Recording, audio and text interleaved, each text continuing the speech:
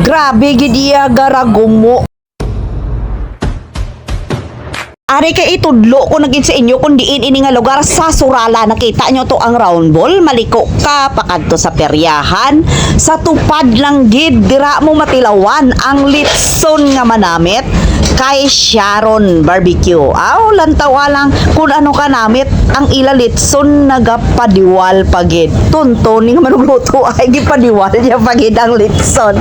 Oh, di ba? Busy na sila diri subong kay gahanda halin sa pamahaw hasta na diri sa panyapon. May bupis pa nga paaman, may dinuguan, only rice kag may soft drinks kag may ara gidya hindi ginaya mabili ng aton nga sabaw ya nga man. Grabe gid iya garagumo, crunchy gid iya kag isa pa Kwarti ka kilo na pamahaw na ya. diri ang litson kay Sharon.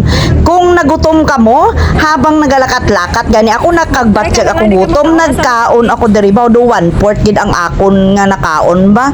Namit gid pati ang pagtimpla nila sang ila nga dinuguan kag bupis nang dulutong bahay lang siya. Diri na sa Sharon kadto na kamo diri subong gid dayon.